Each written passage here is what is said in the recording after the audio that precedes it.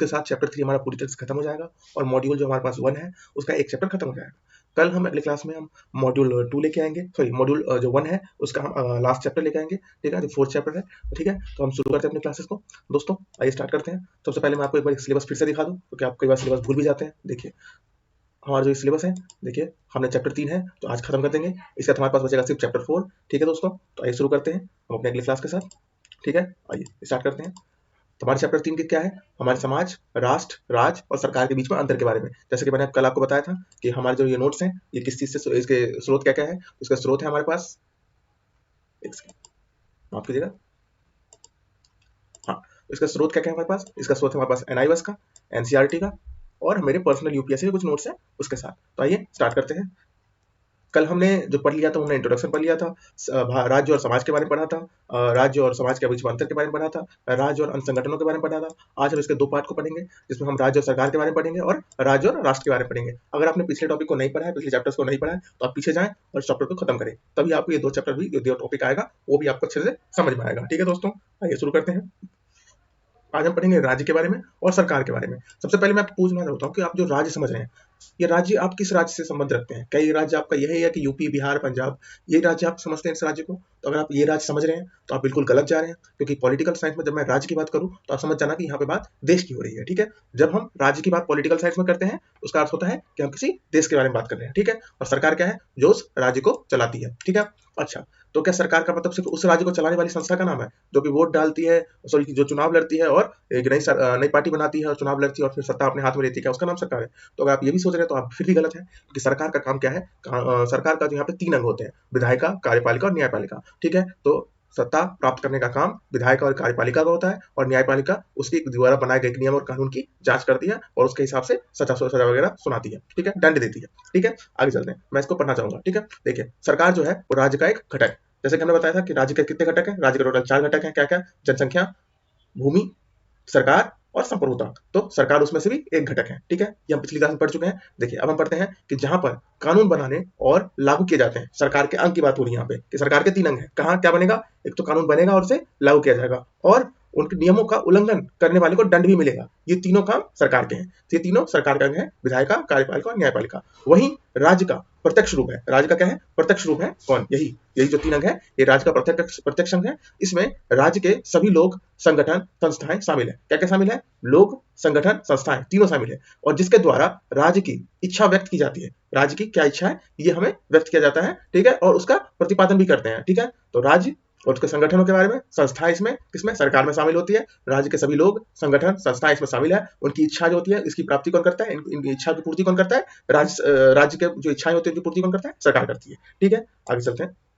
अब राज्य और सरकार में कुछ अंतर भी होगा, जाहिर सी बात है। पहला है स्वाभाविक अधिकार। अधिकार के बीच में अंतर। अधिकार के बीच में क्या अंतर है? देखिए, राज्य के पास, सरकार के पास, मतलब राज्य के पास जो कानून है, जो नियम है, सरकार के पास वो नहीं है। मतलब सरकार के पास ये अधिकार नहीं है। कौन सा अधिकार? ये जो स्वाभाविक अधिकार है राज्य के पास है, सरकार के पास नहीं है। यह अधिकार संविधान द्वारा उसे प्राप्त है। किसको? राज्य को। देखिए जो अधिकार है वो सरकार, राज्य के पास है, सरकार के पास नहीं है। और राज्य सरकार को कितना अधिकार देगा, ये बात संविधान द्वारा उसको बताया गया। ठीक है, संविधान यह मौलिक कानून है जिसके द्वारा किसी राज्य की सरकार को सुसंगठित या संगठित, जो भी आप समझे, उसको किया जाता है। ठीक है, संविधान मौलिक कानून है किसी भी राज्य का, और वही उसी द्वारा राज्य बना है। और राज्य जो किसके द्वारा बना है? संविधान के द्वारा। और संविधान में ही उसको इस तरह की बातें बताई गई है कि आप राज्य सरकार को कितनी शक्तियां दे सकता है। ठीक है, आगे चलते हैं इकाई के बारे में। ठीक है, इकाई, इसमें हम सभी नागरिकों को शामिल करते हैं। किसमें? देखिए इकाई जो है पहले 2 तरीके से, एक राज्य की और सरकार की। देखिए राज्य की जो इकाई होती है उसमें क्या होता है कि सभी राज्य में सभी जो नागरिक हैं वो इसमें शामिल होंगे। ठीक है, इकाई में, मतलब राज्य की जो इकाई है उसमें सभी नागरिक शामिल होंगे। लेकिन सरकार में सभी नागरिक शामिल नहीं होते। सरकार में बहुत ही कम मात्रा में जो लोग होते हैं वो शामिल होते हैं। तो राज्य जो है वो सरकार जो है वो राज्य के आवश्यक अंग है, परंतु राज्य से बड़ा नहीं है। ठीक है, वैसे ही जैसे किसी निगम का निर्देशक समूह ही स्वयं का निगम नहीं है। ठीक है, ये किसने कहा था? गार्नियर ने कहा था। गार्नियर का विचार है कि राज्य जो है वो आवश्यक अंग है, परंतु वो राज्य से बड़ा नहीं है। वैसे ही, मतलब आप पहले तो ये समझ लीजिए इकाई के बारे में आप समझ गए। इकाई क्या है, मैं इसका एक्सप्लेनेशन लूंगा, इसकी स्टोरी को भी समझाऊंगा। पहले तो आप इकाई समझ गए। इकाई क्या होता है? इकाई है कि जिसमें नागरिक जो होते हैं शामिल होते हैं। कौन से? राज्य में सभी नागरिक शामिल होते हैं, जबकि सरकार में सभी नागरिक शामिल नहीं होते। तो राज्य जो है वो बड़ा होगा किससे? सरकार से। ठीक है, अब बात होती है कि राज्य जो सरकार है वो राज्य के आवश्यक अंग है। बिल्कुल है। ठीक है, क्योंकि राज्य से उसे कानून मिलता है, परंतु वो राज्य से बड़ा नहीं हो सकता। ठीक है, कैसे नहीं हो सकता? जैसे कि वो सिर्फ एक निर्देशक है, वो एक सिर्फ निर्देशक है, वो खुद निगम नहीं है। जैसे कि मान लीजिए गूगल के जो सुंदर पिचाई है वो क्या है, उसके सीईओ है, वो उसका हेड है, ठीक है, लेकिन वो गूगल नहीं है, ठीक है, वो सिर्फ उसके एक कार्यकर्ता के रूप में कार्य करते हैं, ठीक है। राज्य क्या है, अमूर्त है, मतलब राज्य एक ऐसी संस्था है जो है लेकिन हमें दिखता नहीं है, ठीक है। लेकिन सरकार जो है वो हमें दिखती है और हम सरकार को ही देखते हैं परंतु राज्य को नहीं देखते, ठीक है। बिल्कुल, राज्य है, एग्जिस्ट करता है, मौजूद है, लेकिन हम उसके लिए देख नहीं सकते, लेकिन सरकार जो है उसको हम देख सकते हैं और उसको हम राज्य का एक रूप मान लेते हैं, ठीक है। आगे चलते हैं। राज्य, सभी राज्य लगभग अस्थाई है, ठीक है। राज्य अस्थाई संस्था होती है और राज्य हमेशा से बना हुआ है, लेकिन जो सरकार है वो अस्थाई नहीं है, सरकार बदलती रहती है, हम देखते हैं। और राज्य क्या होता है, हमेशा बना रहता है, ठीक है। अच्छा, संप्रभुता, राज्य के पास है, राज्य का मतलब राज्य के पास एक शक्ति है संप्रभुता की, ठीक है। सरकार केवल उन शक्तियों का प्रयोग करती है, मतलब सरकार के पास ये शक्ति नहीं है, जैसे कि मैंने बताया कि क्या हो, अधिकार की तरह ही ये शक्ति भी है जो राज्य के पास है, लेकिन सरकार उसका प्रयोग कर सकती है, लेकिन कब, जब राज्य उसको इसकी इजाजत दे, ठीक है। राज्य की शक्ति वास्तविक है और मौलिक है, राज्य की शक्ति वास्तविक है और मौलिक है, हमेशा बनी रहेगी, ठीक है। लेकिन जो सरकार के पास जो शक्ति है वो उसे राज्य देता है संविधान के माध्यम से। राज्य का विरोध करना और सरकार के विरोध करने अलग है। देखिए कैसे अलग है, देखिए हम राज्य का विरोध नहीं कर सकते, लेकिन हम सरकार का विरोध कर सकते हैं, और हम सरकार का विरोध ही करते हैं, राज्य का विरोध कभी नहीं किया जाता, ठीक है। चाहे आप दुनिया के किसी भी कोने में हो, हम राज्य का विरोध नहीं करते, हम मौजूदा सरकार की या आने वाली सरकार की हम आलोचना कर सकते हैं, ये हमारा संवैधानिक अधिकार है और इस अधिकार से हमें कोई नहीं रोक सकता। मसलन हम सरकार के बारे में कुछ भी बोल सकते हैं, चाहे उसके बीच में कोई फैक्ट हो, फैक्ट ना हो, कोई फर्क नहीं पड़ता, लेकिन राज्य के बारे में हमें आलोचना करने का अधिकार नहीं है, ठीक है। इससे हमें कानूनी दंड प्राप्त हो सकता है अगर हम राज्य के खिलाफ कुछ भी बोले, लेकिन हम सरकार के खिलाफ बोल सकते हैं। सरकार चाहे कुछ भी काम अच्छा भी करे तब भी और बुरा करे तब भी, ये हमारा संवैधानिक अधिकार है, ठीक है। राज्य सरकार का केवल एक घटक है, बिल्कुल सही, मैंने अभी समझाया था कैसे। सरकार के कितने घटक होते हैं राज्य के सिर्फ 4 घटक हैं, कौन कौन से, जनसंख्या, भूभाग, सरकार और संप्रभुता, और सरकार उसमें से ही सिर्फ एकमात्र चीज है, ठीक है। अच्छा, राज्य का जो क्षेत्र है वो सदैव निश्चित होता है, ठीक है, और ये बदलता नहीं है, ठीक है। और सरकार का जो क्षेत्र है कभी कभी अस्थायी भी नहीं रहता, ठीक है। जैसे समझे, इसको ऐसे समझिए एग्जाम्पल के साथ कि सरकार की एक संस्था है, मतलब सरकार जो है वो 3 रूपों में है, विधायिका, कार्यपालिका और न्यायपालिका। तो क्या होता है कि सरकार जो होती है कभी कभी सिचुएशन को ऐसे देखते हुए कि जब वो देखती है कि जो जिस जगह पे हम हैं वो जगह सुरक्षित नहीं है, ठीक है, तो वो क्या करेगी, अपनी जो अपना स्थान है उसको कहीं और फिक्स कर देगी, कहीं और हटा देगी। जैसे कि हम इतिहास में हमें देखने को मिलता है, जो हमारे पास जो जैसे द्वितीय विश्व युद्ध हुआ, द्वितीय विश्व युद्ध के समय यूरोप के कई सारे देश थे जहां पर हमले हुए, तो उन्होंने हमलों से बचने के लिए या फिर हमले के बाद अपनी जो राजधानी थी वो इस क्षेत्र से हटा करके दूसरी जगह पे शिफ्ट कर लिया, ठीक है। इससे क्या हुआ, राजधानी के साथ सरकार भी दूसरी जगह चली गई, जबकि वो जो राज्य था, राज्य वहीं का वहीं मौजूद रहेगा, राज्य अपनी जगह से नहीं हिलेगा। ऐसे भारत के इतिहास में मोहम्मद बिन तुगलक के द्वारा जो राज्य था उत्तर भारत से दक्षिण भारत की तरफ शिफ्ट, सॉरी, जो सरकार थी वो उत्तर भारत से दक्षिण भारत की तरफ शिफ्ट किया गया, यानी कि बदला गया, ना कि राज्य को बदला गया। राज्य वहीं का वहीं था, जबकि उसने दिल्ली से दौलताबाद की तरफ राजधानी को बदला, और इसके कारण क्या हुआ कि हमें ये चीज देखने को मिलती है कि राज्य जो है आज भी वहीं मौजूद है, लेकिन राजधानी मतलब जो सरकार है बदल जाती है, जैसी राजधानी बदलेगी सरकार भी उसके साथ बदल जाती है, ठीक है। अगले पे चलते हैं। अगला है राज्य और राष्ट्र के बारे में। सबसे पहले मैं आपको बता दूं, राज्य के बारे में समझ गए। अच्छा, राष्ट्र के बारे में बताता हूँ।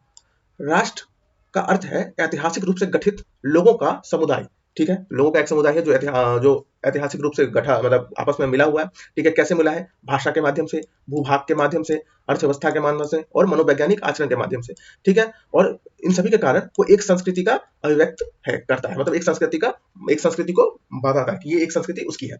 तो इस अगर फॉर्मूले के हिसाब से चले तो इस हिसाब से तो भारत एक राष्ट्र हुआ ही नहीं। कैसे, देखिए, ना तो भारत के पास कोई भाषा है, ना भारत की कोई एक भाषा है, सामान्य भाषा तो है ही नहीं। अगर कश्मीर से कन्याकुमारी तक है तो हमारे पास कितनी भाषा है, ठीक है। इतनी भाषा है कि हम एक राष्ट्रभाषा नहीं बना पाए, ठीक है, यही हमारी भाषा है, ठीक है। इसके बाद क्या है, भूभाग है। भारत का अपना कोई भूभाग, मतलब भूभाग जो है वो है ही नहीं, ठीक है। कैसे, ऊपर से नीचे तक आप देख लीजिए, हर जगह हर भूभाग अलग अलग है। अर्थव्यवस्था, समाजवाद का भी फेवर है, पंचवाद का भी फेवर है, तो अर्थव्यवस्था भी एक जैसी नहीं है, कोई गरीब है कोई अमीर है। और मनोवैज्ञानिक विचार है वो भी एक जैसे नहीं है, विचार तो हमेशा देश में अलग अलग है, ठीक है। विचार तो कोई एक है ही नहीं देश का, ठीक है। तो इन सभी कारणों से तो ऐसा लगता है कि भाई राष्ट्र में ऐसा है नहीं, लेकिन ऐसा नहीं है। राष्ट्र में केवल यही फॉर्मूलाज नहीं है, ये तो एक ऐतिहासिक व्यवस्था होगी, लेकिन जो आधुनिक व्यवस्था है, जो आधुनिक राष्ट्र की परिभाषा है, उसमें क्या होता है, धार्मिक एकता, ठीक है, भाषाई एकता और वास्तविक एकता जो होती है ना, सॉरी, विरासती एकता, वो भी शामिल किया जाता है किसमें, आधुनिक राष्ट्र में। तो भारत जो है वो विरासती एकता के कारण आपस में जुड़ा हुआ है। कैसे, जब अंग्रेज भारत में आए तो उन्होंने कई सारे कानून बनाए। एक कानून उन्होंने बनाया था भारत सरकार अधिनियम 1935, ठीक है, गवर्नमेंट ऑफ इंडिया एक्ट 1935, जिसके हिसाब से पूरे भारत को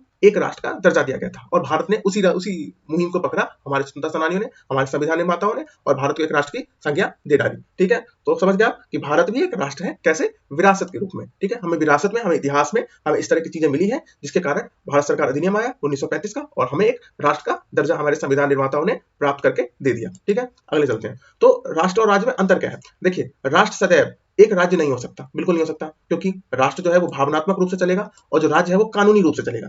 तो क्योंकि राज्य जो है वो कानूनी रूप से चलता है और राष्ट्र एक भावना के रूप में चलता है, तो दोनों जो है वो एक तो हो ही नहीं सकते। ठीक है, राज्य एक राजनीतिक संकल्पना है और राष्ट्र एक भावनात्मक संकल्पना है। ठीक है, राष्ट्र किससे चलता है? भावनाओं से। और राज्य किससे चलता है? राज्य चलता है कानून व्यवस्था से। संप्रभुता, संप्रभुता जो है वो राष्ट्र के पास नहीं होती है, राज्य के पास होती है। और राष्ट्र जो होता है उसके पास जो संप्रभुता बिल्कुल नहीं है। तो आगे चलते हैं। तो वो जैसे उसका संप्रभुता नहीं है तो जाहिर सी बात है वो कोई कानून व्यवस्था बनाएगा तो उसको बदलाव भी किया जा सकता है, उसके ऊपर आंतरिक दबाव के कारण वो उसमें बदल सकता है। लेकिन राज्य जो है वो उसके पास कोई आंतरिक दबाव होता ही नहीं है, वो कानूनी रूप से जुड़ा हुआ है, तो वो इस काम को बहुत अच्छे से कर लेगा। आगे चलते हैं। राज्य के पास, राज्य में लोगों के जो नियम होते हैं, राज्य में लोगों के नियम द्वारा आपस में वैध होता है। ठीक है, नियम जो होता है वो वैध होगा, जो कानून व्यवस्था होती है लोगों के पास वो वैध होता है कानूनी रूप से। और वो भावनात्मक रूप से लोग जो होता है एक राष्ट्र के साथ बंधे हुए रहते हैं। समझ गए? नहीं समझोगे? देखिए, राज्य जो है वो नियम के साथ जुड़ता है, राष्ट्र जो है भावना के साथ जुड़ता है। यही विषय है, बस अंतर सिर्फ इतना ही है कि राज्य कानून से रूप से चलता है और राष्ट्र भावनाओं से चलता है। बस अंतर बस इतना ही है। बस आपको लिखते समय ना बड़ा पैमानिक ढंग से इसको लिखना पड़ेगा। आपको इसी पॉइंट को बार-बार लिखना पड़ेगा, इसी तरीके को बार-बार लिखना होगा। पॉइंट ना लिखें बल्कि इस तरीके को बार-बार लिखें ताकि एग्जामिनर को लगे कि नहीं, लड़के को कुछ ज्यादा आता है, बच्चे को कुछ ज्यादा आता है। लेकिन पॉइंट वही है, पॉइंट बस एक ही पॉइंट है कि राज्य कानूनी रूप से और राष्ट्र भावनात्मक रूप से, बस इतना सा काम करता है। बाकी सब एक जैसा ही है। ठीक है, जैसे राज्य के साथ एक घटक है बल। जैसे जाहिर सी बात है कानून का अगर वो पालन नहीं करता तो उसको बल प्रयोग किया जाएगा। अच्छा, जब बल प्रयोग राज्य के साथ किया जाएगा, राज्य द्वारा, लेकिन ये राष्ट्र में नहीं होता है। राष्ट्र में जो है बल नहीं होता है। राष्ट्र एक सामुदायिक भावना से चलता है। राष्ट्र एक समझौते पे चलता है और जब कोई समझौते पर चलता है तो समझौता अगर टूटता है तो उसमें कोई विशेष दंड नहीं देते। ठीक है, उसको सिर्फ एक बहिष्कार के रूप में लिया जाता है, जैसा हम समाज के साथ कर चुके हैं। अगर सामाजिक नियम को तोड़ेंगे तो उससे बहिष्कार होगा, लेकिन राज्य के नियमों को तोड़ेंगे तो हमें दंड भी मिल सकता है। तो इनडायरेक्टली इतना ही था। अच्छा, इसके साथ ये चैप्टर खत्म हो जाता है। ठीक है, आज हमने तीसरा चैप्टर खत्म कर लिया। बस ये आपको एक बेसिक पॉइंट बता दूं। बेसिक पॉइंट इस चैप्टर में कुछ नहीं था। बेसिक पॉइंट ये है कि राज्य है, राज्य के 4 घटक हैं, आपको बस इसके चारों घटकों के बारे में पढ़ना है। इसमें राज्य के 4 घटक कौन कौन से हैं। ठीक है, और राज्य जो है वो कानूनी अवधारणा है और इसके अलावा जितने भी बाकी आएंगे वो कानूनी अवधारणा नहीं है। तो राज्य जो है कानूनी अवधारणा है, औपचारिकता है। इसके साथ क्या होती है, आपको जुड़ कर रहना है, आप इससे अलग नहीं हो सकते। लेकिन राज्य की आलोचना भी नहीं कर सकते, लेकिन आप जो सरकार होती है उसकी भी आलोचना कर सकते हैं। ठीक है, तो यही बस कारनामा है कि जो राज्य है उसके सिर्फ 4 पैमाने हैं। आपको सिर्फ इनके 4 तत्व याद करने हैं और राज्य में कानूनी पैमाना है। बस इसके 5 पॉइंट आपको बस याद रखने हैं और इसी के बेस पे ये पूरा चैप्टर तैयार हो जाता है। ठीक है, इसके लिए आपको इससे ज्यादा पढ़ने की जरूरत भी नहीं है, इससे ज्यादा पढ़े भी नहीं। ठीक है, अभी के लिए इतना है, इसको हम यहीं रोकेंगे।